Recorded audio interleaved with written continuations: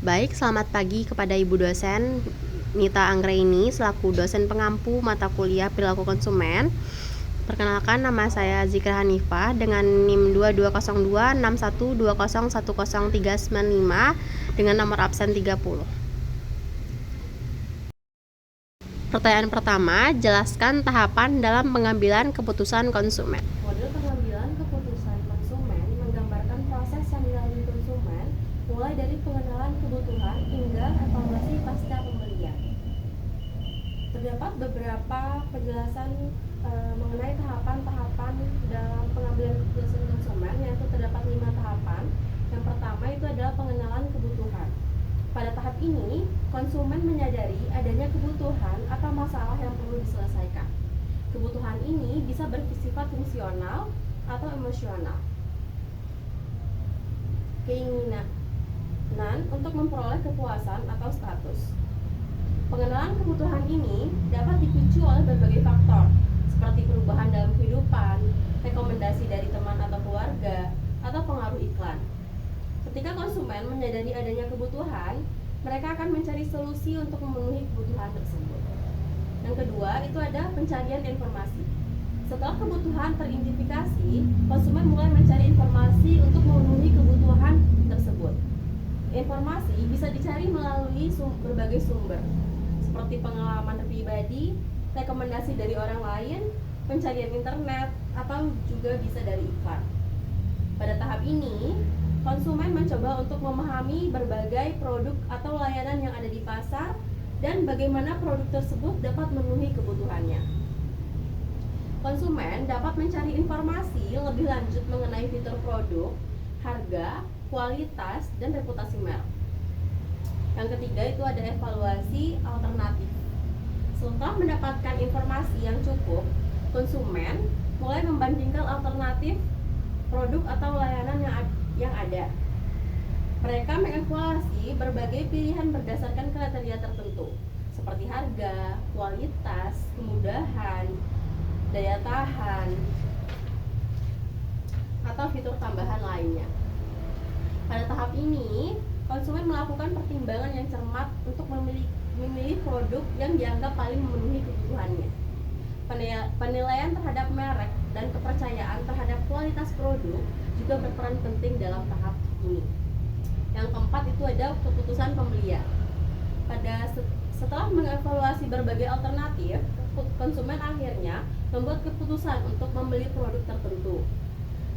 Keputusan ini bisa dipengaruhi oleh faktor internal seperti preferensi pribadi atau faktor eksternal seperti promosi atau diskon. Meskipun konsumen telah mengevaluasi berbagai pilihan, faktor-faktor yang terkait dengan suasana hati, urgensi kebutuhan, atau insentif eksternal juga dapat mempengaruhi keputusan akhir. Yang terakhir yaitu yang kelima, ada perilaku pasca pembelian. Setelah melakukan pembelian, konsumen akan mengevaluasi keputusan mereka terhadap produk yang akan dibeli. Pada tahap ini, konsumen dapat merasa puas atau kecewa yang akan mempengaruhi keputusan mereka di masa depan. Seperti apakah mereka akan merekomendasikan produk tersebut kepada orang lain, atau apakah mereka akan melakukan pembelian ulang. Pemasar juga perlu menjaga hubungan dengan konsumen setelah pembelian melalui layanan purna jual, program loyalitas, atau menerima umpan balik dari konsumen untuk meningkatkan pengalaman mereka. Dan selanjutnya, mengapa memahami tahapan ini penting bagi pemasar? Berikan contoh strategi pemasaran yang sesuai untuk setiap tahapannya. Memahami tahapan dalam pembelian keputusan konsumen sangat penting bagi pemasar karena dapat membantu mereka menyusun strategi yang tepat untuk mempengaruhi konsumen di setiap tahap pembelanjaan pembelian mereka. Setiap tahap membutuhkan pendekatan yang berbeda untuk menarik perhatian konsumen dan mendorong mereka untuk melanjutkan ke tahap berikutnya hingga akhirnya melakukan pembelian dan mempertahankan hubungan jangka panjang. Dan berikut ini adalah beberapa contoh strategi pemasaran yang sesuai untuk setiap tahapan-tahapannya. Yang pertama itu ada tahapan pengenalan kebutuhan. Pada tahap ini, pemasar berfokus untuk menciptakan kesadaran akan kebutuhan yang mungkin belum disadari oleh konsumen. Pemasar dapat menggunakan iklan emosional yang menggugah perasaan atau kampanye pendidikan untuk menunjukkan masalah yang bisa diatasi dengan produk atau layanan mereka. Misalnya, iklan tentang kecantikan atau kesehatan yang menunjukkan bagaimana produk dapat memperbaiki kehidupan konsumen dan dapat membangkitkan kesadaran tentang kebutuhan mereka terhadap produk tersebut. Yang kedua, itu ada tahap pencarian informasi. Di tahap ini, pemasar harus memastikan bahwa konsumen dapat dengan mudah menemukan informasi tentang produk mereka.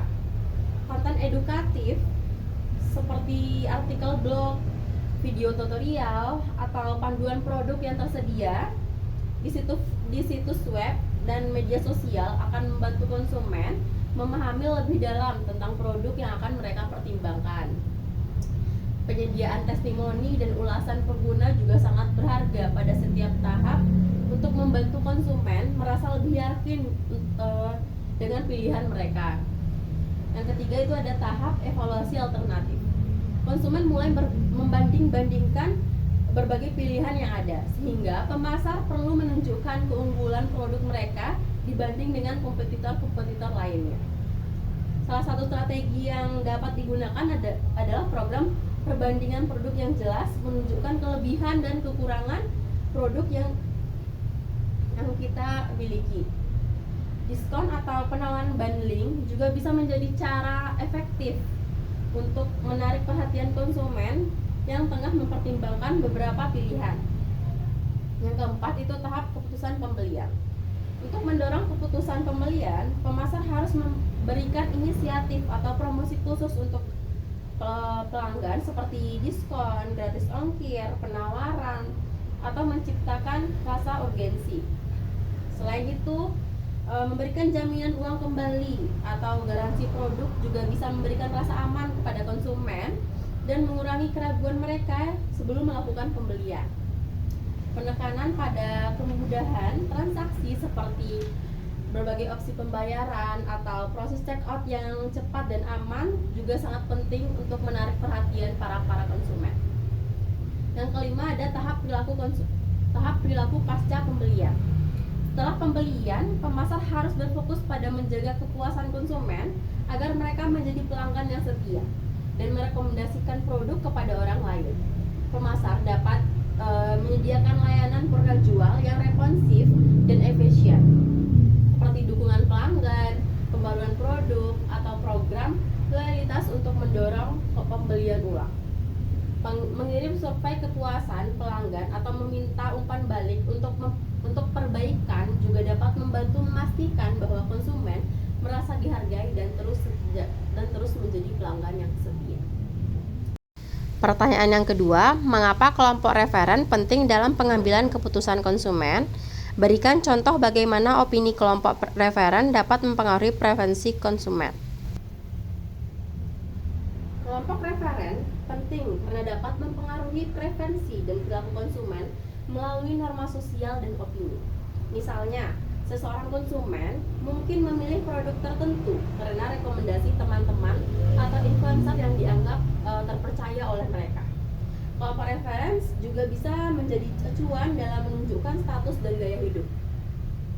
Sebagai contoh, jika seseorang konsumen melihat teman-teman mereka menggunakan produk kosmetik tertentu yang terkenal karena kualitasnya, ia mungkin akan merasa terpengaruh untuk membeli produk tersebut meskipun sebelumnya tidak memiliki preferensi untuk menggunakan produk tersebut. Nah, ini terjadi karena individu ingin merasa menjadi bagian dari kelompok yang memiliki standar tertentu atau mungkin mengikuti tren yang berkembang di sekitarnya.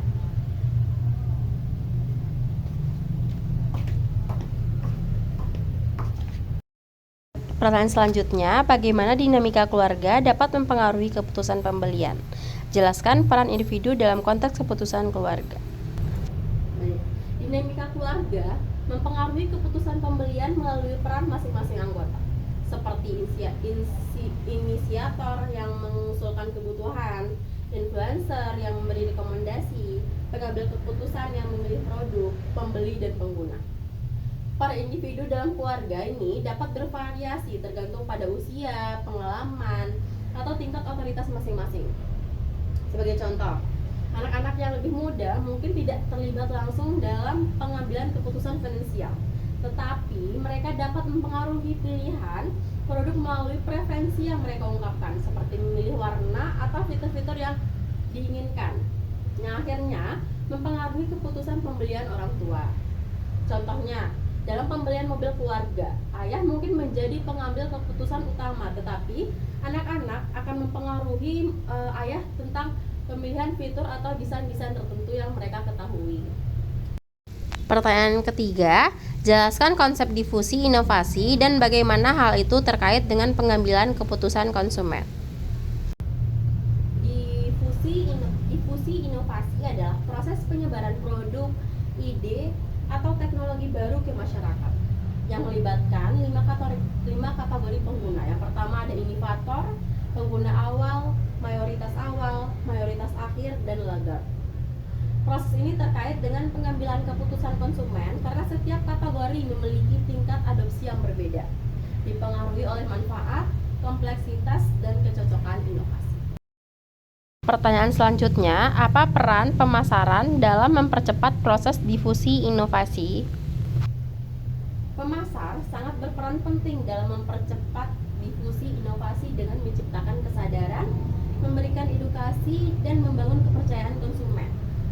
Strategi seperti penggunaan influencer, kampanye iklan yang menonjol, dan pemberian sampel gratis kepada pengguna awal dapat mendorong percepatan adopsi.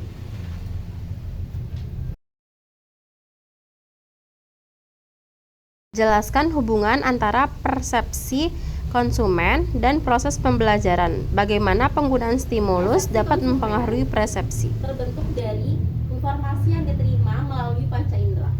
Diproses melalui pembelajaran. Stimulus seperti warna, desain, atau suara yang menarik dapat mempengaruhi persepsi positif terhadap produk. Misalnya, iklan dengan desain visual yang menarik atau penggunaan warna-warna yang cerah dapat menciptakan kesan yang positif dan membangun citra merek yang kuat di mata konsumen, yang pada gilirannya memperbesar kemungkinan mereka untuk terlibat dengan produk dan bahkan membuat keputusan pembelian. Sebagai contoh, penggunaan suara yang menyenangkan dalam iklan atau suara khas dalam produk tertentu dapat memperkuat persepsi positif terhadap kualitas produk tersebut. Pertanyaan selanjutnya, sebagai seorang pemasar, bagaimana Anda akan merancang kampanye untuk memaksimalkan pembelajaran konsumen tentang produk baru? Sebagai pemasar, untuk memaksimalkan pembelajaran konsumen tentang produk baru, saya akan merancang kampanye yang berfokus pada penyampaian pengalaman langsung dan konten yang mudah dicerna. Salah satu pendekatan yang bisa diterapkan adalah memberikan uji coba produk kepada konsumen, memungkinkan mereka untuk merasakan langsung manfaat dan kualitas produk tanpa risiko yang besar. Misalnya, jika produk tersebut adalah kosmetik atau alat kecantikan, menawarkan sampel gratis atau mengadakan sesi percakapan satu persatu dengan ahli kecantikan akan membantu konsumen untuk merasa lebih yakin dalam mencoba dan membeli produk tersebut. Selain itu, demonstrasi interaktif dan workshop produk juga dapat menjadi sarana yang efektif dalam membimbing konsumen agar mereka lebih memahami cara penggunaan produk dengan benar dan memaksimalkan manfaatnya. Pendekatan ini memungkinkan konsumen untuk melihat produk bekerja secara langsung, serta meningkatkan rasa percaya diri mereka dalam penggunaannya. Konten edukatif yang ditunjukkan untuk memberikan pemahaman yang lebih dalam mengenai produk juga sangat penting. Misalnya, dalam kampanye di media sosial, saya akan membuat video tutorial atau artikel yang menjelaskan fitur dan manfaat produk secara rinci, serta tips dan cara-cara yang tepat yang dapat diterapkan oleh konsumen dalam kehidupan sehari-hari mereka. Selain itu, ulasan dari konsumen lain yang telah mencoba produk juga dapat berperan penting sebagai sarana pembelajaran, memberi bukti sosial bahwa produk tersebut memang efektif dan dapat dipercaya. Kampanye pemasaran yang menggabungkan informasi yang jelas, pengalaman langsung, dan bukti sosial akan mempercepat proses pembelajaran konsumen mengenai produk baru, meningkatkan pemahaman mereka, serta membantu mereka untuk lebih cepat merasa nyaman dan akhirnya membuat keputusan pembelian.